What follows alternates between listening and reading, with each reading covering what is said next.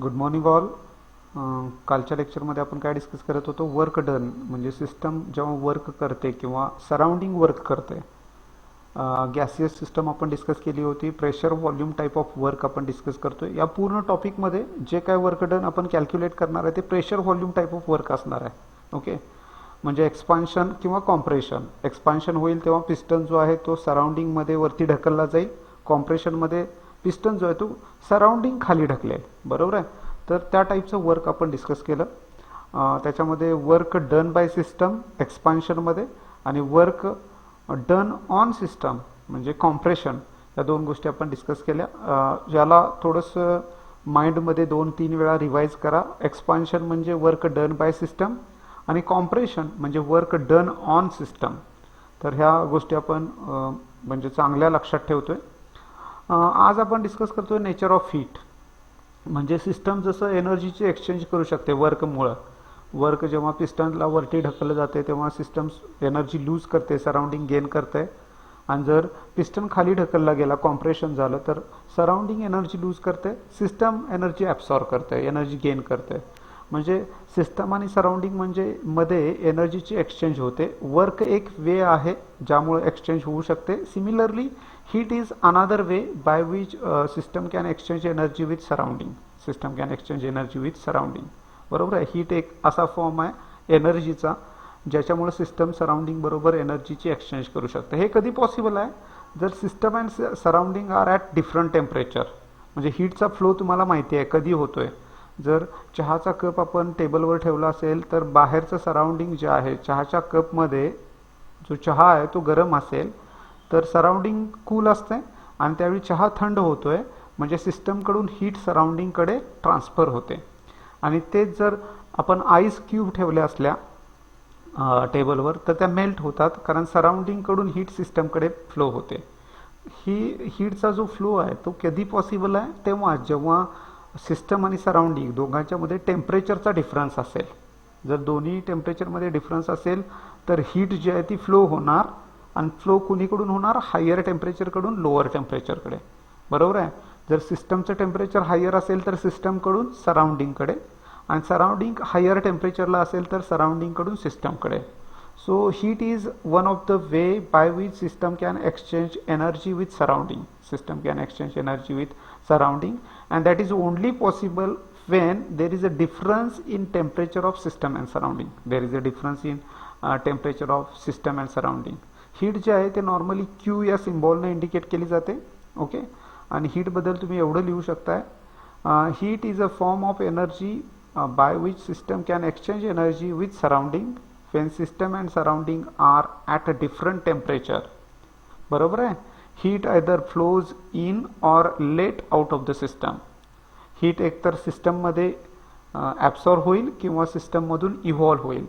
सिस्टममध्ये ॲब्सॉर्ब कधी होईल, सिस्टमचं टेम्परेचर कमी असेल तर, आणि इव्हॉल्व कधी होईल, जर सिस्टमचं टेम्परेचर जास्त असेल तर. So heat can flow in or let out. Okay, it depends on temperature of system and surrounding. If there is a difference in temperature of system and surrounding, then and then only there will be flow of heat either from system to surrounding or from surrounding to system. तर ही गोष्ट तुमच्या लक्षात येते काय बघा. Nature of heat तुम्ही असं explain करू शकताय. Like work, heat is also one of the form by which system can exchange energy with surrounding and it is only possible when there is a difference between temperature of system and surrounding. हे एकदम easy गोष्ट आहे. हे तुम्हाला म्हणजे practically माहिती आहे की हीटचा फ्लो हायर टेम्परेचरकडून लोअर टेम्परेचरकडे असणार आहे. बरोबर. साईन कन्व्हेन्शन काय आहेत डब्ल्यू आणि क्यूचे. थर्मोडायनामिक्समध्ये डब्ल्यू आणि क्यूला साईन कुठला आहे, पॉझिटिव्ह आहे की निगेटिव्ह आहे, त्यावरून आपण त्याचं मिनिंग समजून घ्यायचं आहे. फॉर एक्झाम्पल क्यू जर प्लस असेल म्हणजे क्यू प्लस आहे तर हीट ॲब्सॉर्ब झाली आहे, सिस्टमनं ॲब्सॉर्ब केली आहे.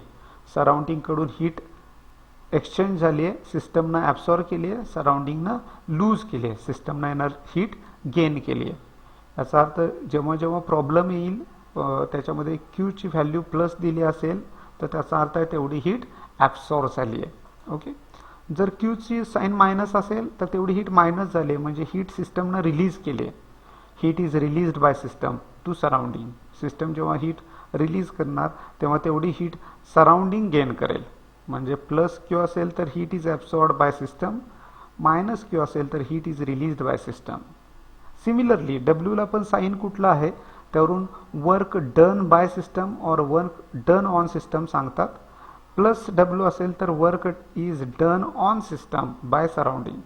आता याचा अर्थ तुम्ही मला सांगू शकताय work is done on system, याचा अर्थ कॉम्प्रेशन आहे. कॉम्प्रेशन आहे कारण का सराउंडिंगनं पिस्टनला खाली ढकललं आहे. Work is done on system, बरोबर आहे. याचा अर्थ हे काय असणार आहे कॉम्प्रेशन. प्लस डब्ल्यूचा अर्थ आहे कॉम्प्रेशन झालं आहे. ओके. आणि जर डब्ल्यूचं साईन मायनस असेल, वर्कचं साईन मायनस असेल तर work is done by system on surrounding. पिस्टनला वरती ढकललं आहे, एक्सपान्शन झालं आहे. पिस्टनला सराउंडिंगमध्ये ढकललं आहे म्हणजे काय झालं आहे एक्सपान्शन झालं आहे. त्या केसमध्ये work is done by system म्हणणार आहे. आणि प्लस डब्ल्यू असेल तर work is done on system असणार आहे. मायनस क्यू असेल तर heat is released by system आणि प्लस क्यू असेल तर heat is absorbed by system. Okay. तर हीटबद्दल तुम्हाला एक गोष्ट माहिती आहे, heat is form of energy. Heat is form of energy. So तुम्ही असं म्हणू शकता heat is a form of energy. आणि हीट फ्लो कधी होते तुम्हाला माहिती आहे टेम्परेचरमध्ये डिफरन्स असेल तर. टेम्परेचरमध्ये डिफरन्स असेल तर हीट फ्लो होते. कुणीकडून कुणीकडे हीट फ्लो होते, हायर टेम्परेचरकडून लोअर टेम्परेचरकडे. So if there is a difference in temperature of system and surrounding, heat can flow from system to surrounding or surrounding to system, either flow in or let out of the system. तर हे तुम्हाला हीटबद्दल माहिती पाहिजे. बऱ्याच वेळा sine convention विचारले जातात. So sine convention तुम्ही लक्षात ठेवता आणि हे फार सिग्निफिकंट आहेत प्रॉब्लेम्ससाठी. हे फार इम्पॉर्टंट आहेत प्रॉब्लेम्स जेव्हा आपण सॉल्व करतोय किंवा MCQ टाईपचे क्वेश्चन येतात तेव्हा त्याच्यासाठी हा पार्ट जो आहे तो इम्पॉर्टंट असणार आहे. Okay. Let us see one of the important part of the topic. या पार्टमध्ये काय बघणार आहे आपण expression for pressure volume work. म्हणजे तुम्हाला विचारलं जाईल की derive expression for pressure volume work, किंवा तुम्हाला विचारतील की PV is equal to work prove करा. Prove that PV is equal to work, असा क्वेश्चन येऊ शकतोय. किंवा असा पण क्वेश्चन येऊ शकतोय derive expression for work done in isothermal process. Isothermal process आहे म्हणजे टेम्परेचर कॉन्स्टंट आहे. त्या केसमध्ये जे काय वर्क डन आहे ते तुम्हाला कॅल्क्युलेट करायला विचारलं जाईल. So expression for the pressure volume work आपण डिराइव्ह करायचं आहे. ठीक आहे. यासाठी कन्सिडर करा एक गॅस आहे सिलेंडरमध्ये फिल केला आहे आणि त्या सिलेंडरला पिस्टन बसवला आहे.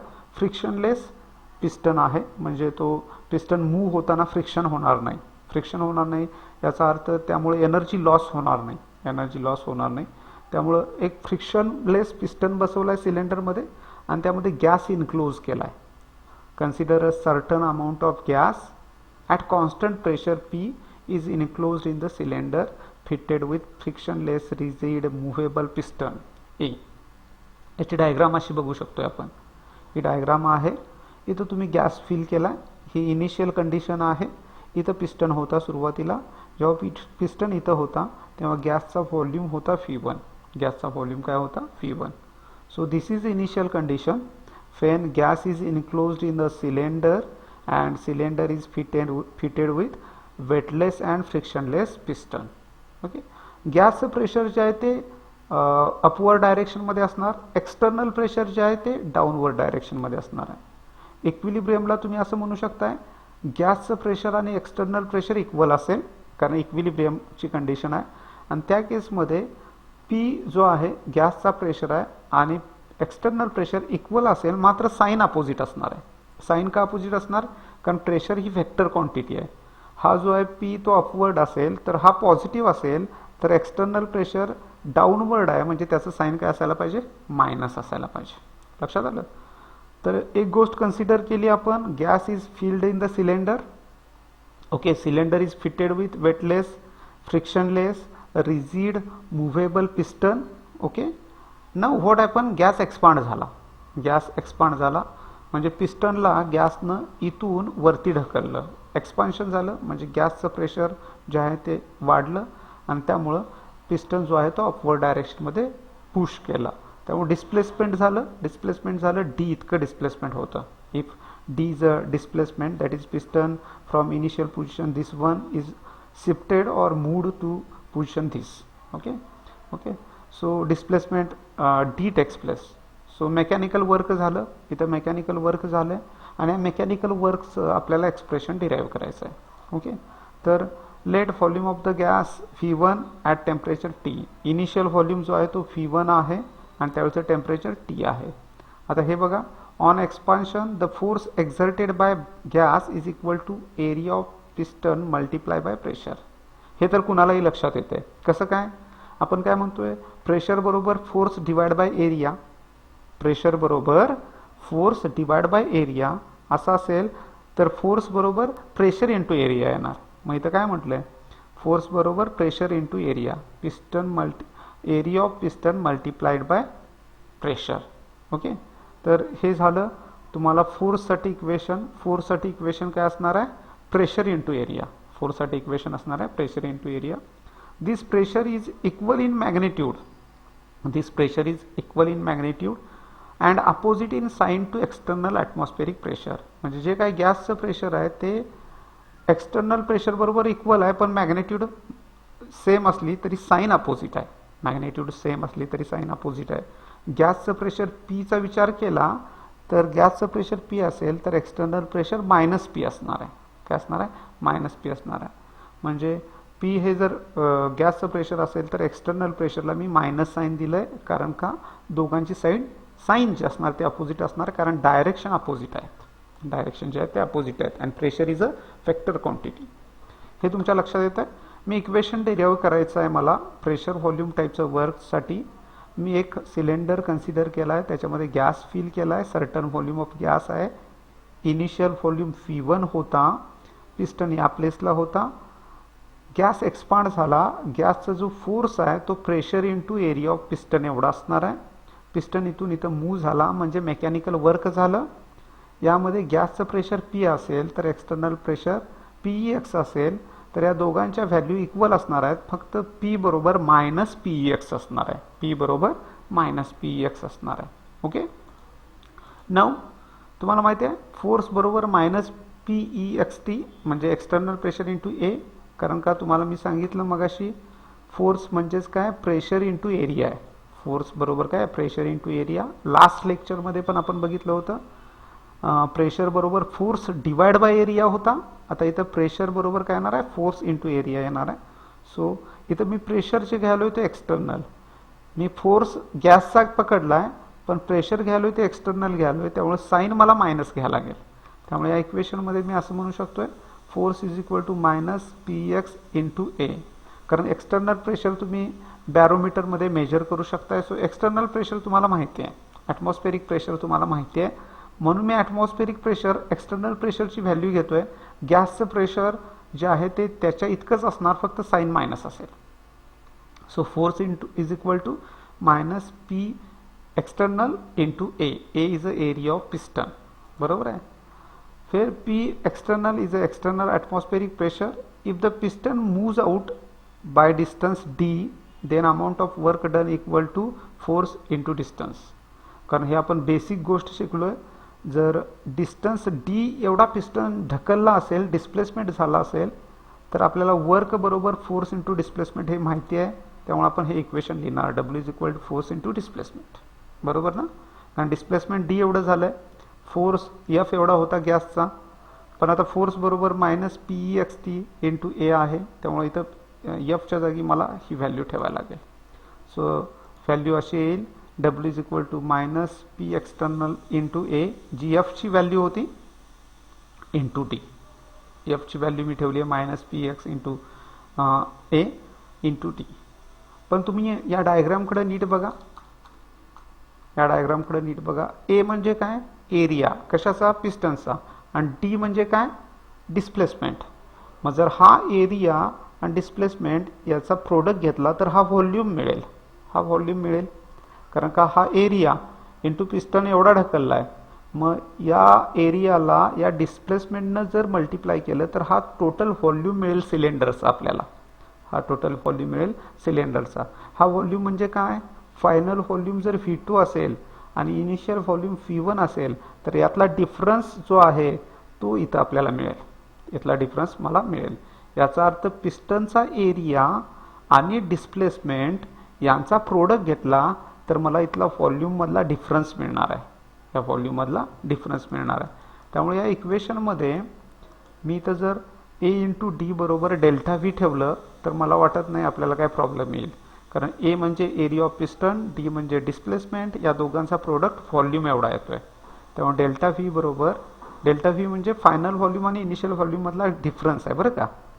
तर A इंटू डी बरोबर आहे ना. V2 आणि V1 मधला फरक म्हणजेच डेल्टा व्ही बरोबर.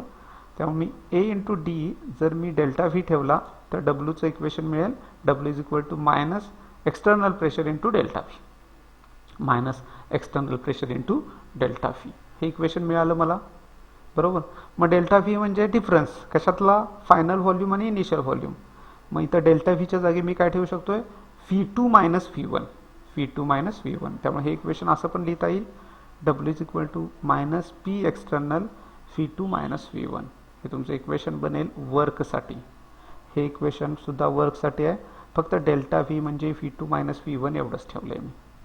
यासाठी A इंटू डी बरोबर डेल्टा व्ही येतोय हे या डायग्रामवरून कळतंय. A म्हणजे area of piston into D घेतला तर हा व्हॉल्यूम मिळतोय या इथून इथपर्यंतचा, आणि इथून इथपर्यंतचा व्हॉल्यूम म्हणजे फायनल व्हॉल्यूम आणि इनिशियल व्हॉल्यूम यातला डिफरन्स येतोय म्हणजे डेल्टा व्ही येतोय. त्यामुळे मी तिथं डेल्टा व्ही ठेवलं तर तुम्हाला हे इक्वेशन मिळणार आहे बरोबर आहे. आणि हे इक्वेशन 3 मार्क्ससाठी बऱ्याच वेळा विचारलं गेलं आहे.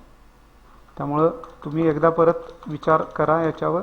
मी काय सांगितलं, मला प्रेशर व्हॉल्यूम वर्कचा फॉर्म्युला डिराईव्ह करायचा होता. एक्सप्रेशन मी काय कन्सिडर केलं, गॅस फिल केला होता at pressure P enclosed in the cylinder fitted with frictionless and rigid movable piston of area A. Diagram अशी ड्रॉ करू शकतो, इझी आहे. हा इनिशियल व्हॉल्यूम होता, हा फायनल व्हॉल्यूम होता. गॅस एक्सपांड झाला, पिस्टन इथून इथं ढकलला. गॅसचं प्रेशर P होतं, एक्सटर्नल प्रेशर PEXT लिहिलंय. या दोघांची व्हॅल्यू सेम आहे, फक्त याचं प्रेशर आणि याचं प्रेशरची जी व्हॅल्यू आहे त्याचं साइन अपोजिट आहे. साइन अपोजिट आहे. हा P असेल तर is equal to minus PEXT. त्यामुळे ही गोष्ट इथं मी मेन्शन केली बरोबर आहे. आणि नेक्स्ट काय म्हटलं, फोर्स बरोबर मायनस PEXT इंटू ए. ॲक्च्युली P इंटू ए पाहिजे कारण फोर्स बरोबर प्रेशर इंटू एरिया. पण हा जो फोर्स आहे तो गॅसनं जो काय फोर्स अप्लाय केला आहे पिस्टनवर तो फोर्स आहे.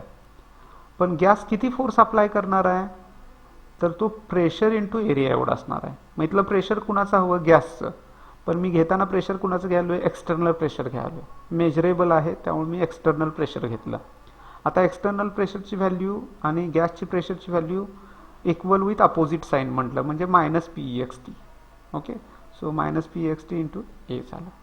पण तुम्हाला माहिती आहे पिस्टन जो आहे तो D इतक्या डिस्टन्सनं डिस्प्लेस झाला आहे. त्यामुळे वर्क डन किती असणार, W is equal to force into displacement.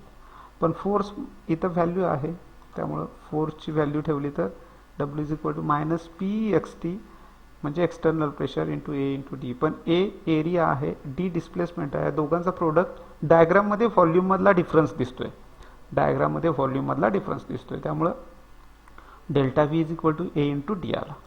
So W is equal to minus PEXT into delta V. आणि डेल्टा व्ही म्हणजे डिफरन्स आहे व्हॉल्यूममधला फायनल आणि इनिशियल. त्यामुळे V2 minus V1. W is equal to minus PEXT V2 minus V1. ठीक आहे. तर हे इम्पॉर्टंट आहे. याच्यापेक्षा इम्पॉर्टंट काय, एक्सपान्शन जर विचार घेतला, एक्सपान्शन म्हणजे व्हॉल्यूम वाढलाय. आता व्हॉल्यूम वाढलायचा अर्थ V2 greater than V1. एक्सपान्शनमध्ये volume वाढणार आहे म्हणजे final volume greater than initial volume बरोबर. आता व्हॉल्यूम वाढला तर V2 ग्रेटर दॅन V1 म्हणजे ही व्हॅल्यू पॉझिटिव्ह येईल. V2 जर मोठा असेल V1 पेक्षा तर सबस्ट्रॅक्शन पॉझिटिव्ह येणार, आणि पॉझिटिव्ह आलं तर पॉझिटिव्ह इंटू निगेटिव्ह निगेटिव्ह. त्यामुळे वर्क निगेटिव्ह येईल. वर्क काय होणार, निगेटिव्ह. त्यामुळे एक्सपान्शनमध्ये वर्क निगेटिव्ह असते कारण V2 greater than V1 this subtraction will come to be positive. Positive into negative negative. So work will be negative. Work will be negative during expansion when V2 is greater than V1. When V2 is greater than V1 that is expansion असेल त्यावेळी work negative असणार आहे. आणि जर V2 लेस than V1 असेल तर हे subtraction minus येईल. आणि V2 लेस दॅन V1 म्हणजे फायनल व्हॉल्यूम कधी कमी असणार, कॉम्प्रेशन झालं असलं तर. गॅसचा व्हॉल्यूम कमी झाला आहे म्हणजे कॉम्प्रेशन झालं, तर V2 लेस दॅन V1 येईल. V2 लेस दॅन V1 किंवा V1 ग्रेटर दॅन V2 हे कॉम्प्रेशन. इथं एक्सपान्शन हा वर्ड पडला आहे, इथं एक्सपान्शन येता कामा नये. नोट्समध्ये तुम्ही इथं काय लिहिणार, compression. During compression V1 greater than V2 त्यावेळी हा तुम्हाला सबस्ट्रॅक्शन मायनस येणार, कारण V1 मोठा आहे त्यामुळे मायनस आला तर मायनस मायनस प्लस येईल म्हणजे वर्क पॉझिटिव्ह येणार. वर्क डन काय येणार, पॉझिटिव्ह. त्यामुळे एक्सपान्शनमध्ये वर्क डन निगेटिव्ह आणि कॉम्प्रेशनमध्ये वर्क डन पॉझिटिव्ह असणार आहे. Okay, so will stop over here. हा जो पार्ट आहे एक्सप्रेशनचा तो इम्पॉर्टंट आहे, तो ते डिरिव्हेशन तुम्ही होमवर्कमध्ये लिहून काढता. Okay, thank you, good day.